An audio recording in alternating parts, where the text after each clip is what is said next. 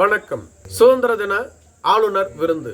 சுதந்திர தின ஆளுநர் விருந்திற்கு தாவேகாவிற்கு அழைப்பு. விஜய் கலந்து கொள்வாரா? தமிழக வெற்றிக் கழகம் தொடங்கப்பட்டு 2ஆம் ஆண்டில் செயல்பட்டு கொண்டிருக்கிறது. கடந்த 2025ஆம் ஆண்டு நடைபெற்ற குடியரசு தின விழாவின் பொழுதே தமிழகத்தின் பதிவு செய்யப்பட்ட என்ற கட்சியின் அடிப்படையில் தமிழக வெற்றிக் கழகத்திற்கு ஆளுநர் விருந்தில் கலந்து கொள்ள அழைப்பு விடுக்கப்பட்டிருந்தது. ஆனால் அப்பொழுது தமிழக வெற்றிக் கழகம் அந்த விருந்தை புறக்கணித்திருந்தது.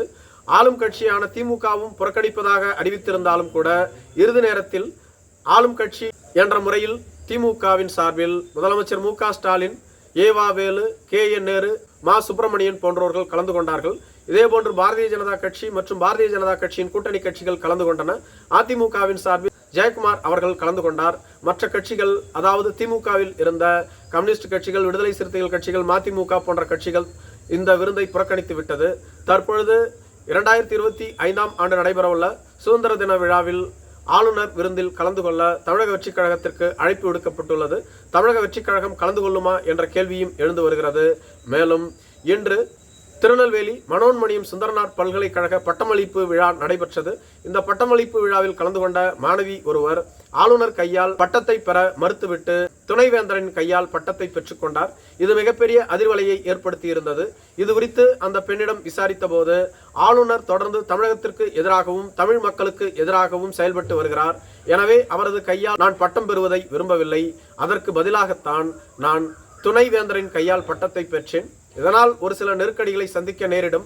அது பற்றி எனக்கு கவலை இல்லை. ஆளுநரின் கையால் பட்டம் பெறுவதை நான் ஒருபோதும் விரும்பவில்லை. அதற்கு பதிலாக திமுகவின் தலைவர்கள், முதலமைச்சர், அமைச்சர்கள் கையால் கூட நான் பட்டத்தை பெற்றிருப்பேன் என குறிப்பிட்டிருந்தார்.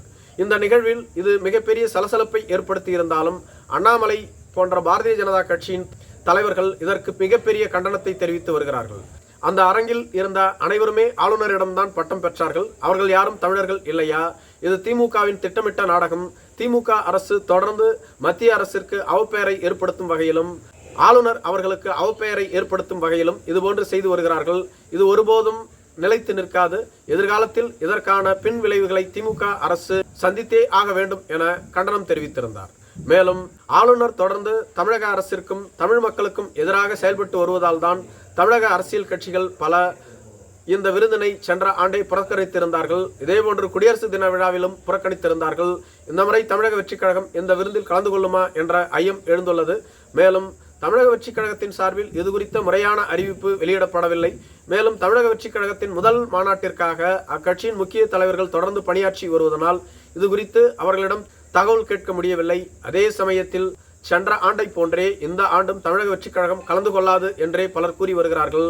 ஏனெனில் ஆளுநரின் செயல்பாட்டை விமர்சித்து ஒரு மாணவியே பட்டம் பெறாத போது ஆளுநரின் விருந்தில் தமிழக வெற்றிக் கழகம் ஒருபோதும் கலந்து கொள்ளாது என்றே பலர் கூறி வருகிறார்கள்.